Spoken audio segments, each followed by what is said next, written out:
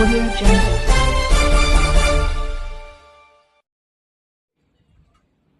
చంద్రబాబు నాయుడు గారు ఏమి చేశారు?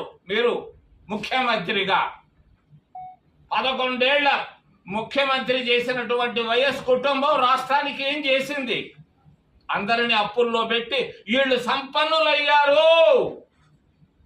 చంద్రబాబు నాయుడు 100 కోట్ల రూపాయలు సంపాదించాడు. ఆయన ఒక అంబానీలాగా తయారైపోయినాడు. మరి వైఎస్ కుటుంబం కూడా 1000 కోట్ల రూపాయలు సంపాదించారు. ఎక్కడిది? నిరుపేద కుటుంబంలో పుట్టినటువంటి చంద్రబాబు నాయుడు వైఎస్ కుటుంబం ఈరోజు 1000 కోట్ల రూపాయలు సంపాదించడం ఎక్కడి నుంచి సాధ్యమైంది? ఇది ప్రజల డబ్బు కాదా? మరి ప్రక్కనే ఉన్నటువంటి విజయ్ ఎంత చక్కగా పరిపాలిస్తున్నాడు. 50 ఏళ్ళ లోపు ముఖ్యమంత్రి. ఒక్క మాటలో చెప్పాలంటే లారీల దగ్గర డబ్బు తీసుకుంటున్నారట ఆర్టీఓలు, మరి పోలీసు వాళ్ళు 500 రూపాయలు. దాన్ని కూడా ఆపేశాడు, ఎక్కడా లేదు.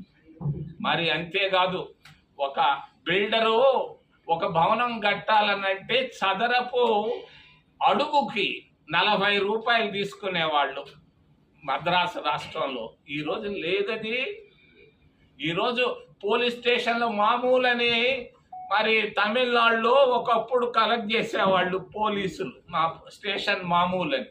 స్టేషన్ మామూలు కూడా ఆగిపోయినాయి తమిళనాడు రాష్ట్రంలో. ఆయన చెప్పాడు, నేను బడ్జెట్లో నుంచే ఇస్తాను మీకు, తీసుకోండి అని.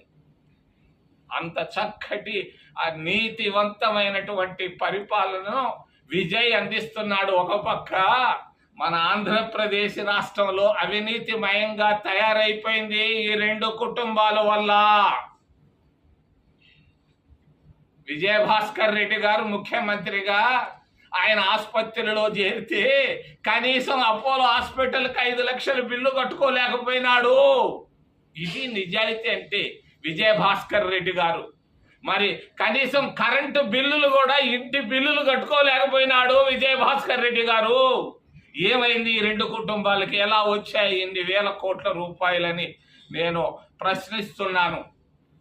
గుంటూరు నుంచి అమరావతికి దగ్గరలో కూర్చొని జవాబు చెప్పగలిగిన వాళ్ళు జవాబు చెప్పమని కూడా నేను డిమాండ్ చేస్తూ, చివరిలో కాపులు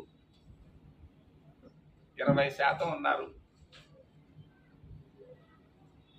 మరి 20% ఉన్నటువంటి కాపులు కనీసం ఒక్కరోజు కూడా ముఖ్యమంత్రి కాలేకపోతున్నారు. నేను కాపులకు తెలియజేస్తున్నాను, గుంటూరు నుంచి రండి, కాంగ్రెస్ పార్టీలోకి మీరు రండి, మిమ్మల్ని ముఖ్యమంత్రి చేసే బాధ్యత నేను తీసుకుంటాను. ఎవరూ బయలేదు, నేను చేయగలుగుతాను. మరి కాంగ్రెస్కి నేను కాపులందరినీ నేను ఆహ్వానిస్తున్నాను హృదయపూర్వకంగా. చివరిలో దళిత క్రైస్తవులు కనిపిస్తా ఉన్నారు ఢిల్లీకి. ఏమీ కాదు మీకు ఢిల్లీలో. ఆర్ఎస్ఎస్ బీజేపీ ప్రభుత్వం ఉన్నంత వరకు మీకు రాబోయేది 0. దళిత క్రైస్తవులకు దళిత హోదా వాళ్ళు ఎవరు ఇచ్చి తీరరు. వాళ్ళు చేయగలిగింది ఒక్క కాంగ్రెస్ పార్టీయే. మీరు ఆ పార్టీలకి ఈ పార్టీలకు పోయి ఈరోజు నష్టపోయారు. రండి మీరు కూడా కాంగ్రెస్ పార్టీలోకి, మీకు దళిత హోదా ఇచ్చే బాధ్యత కూడా నేను తీసుకుంటానని తెలియజేస్తూ, మరి పరిస్థితులు బాగా లేవు. విజయ్ లాంటి పరిపాలన ఆంధ్రప్రదేశ్ రాష్ట్రంలో కావాలని కోరుకుంటూ, ఏదైనా ప్రశ్నలు ఉంటే అడగమని మిమ్మల్ని చేతులెత్తి ప్రార్థిస్తున్నాను.